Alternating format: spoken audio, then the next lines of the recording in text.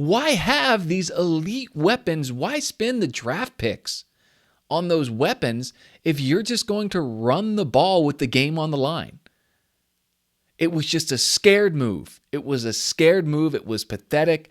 And, a lot of people calling for, I don't want to say a lot of people. There's a lot of people on Twitter and online saying, fire this person, fire that person. I'm not the type to call for anyone's job, but I am the type to say, hey, tiger up a bit.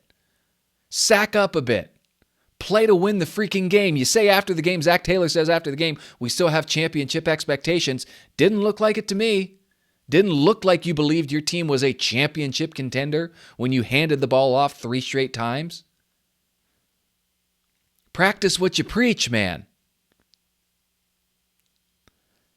Just a real head scratcher there. Just a real head scratcher. And, we sit around as fans. I'm texting with a few people. I'm looking at Twitter. We're frustrated. You think Jamar Chase and T. Higgins aren't frustrated? You think Mike Gesicki wouldn't have liked to have had a shot to really put a stamp on a game?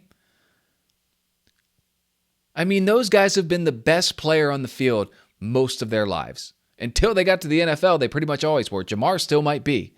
Burrow still might be. Not been many times those guys have got on the field where they haven't been the dude you go to when you need someone to make a play. They don't even get a look. You might as well have just let Joe throw the ball away.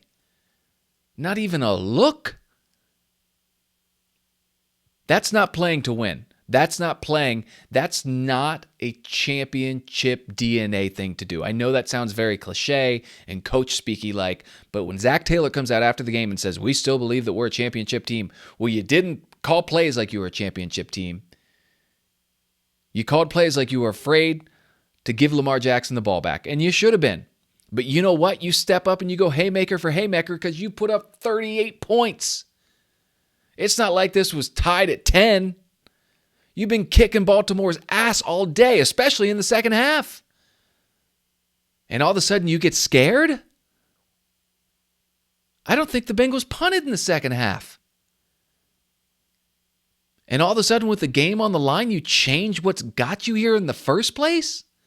It just makes no sense.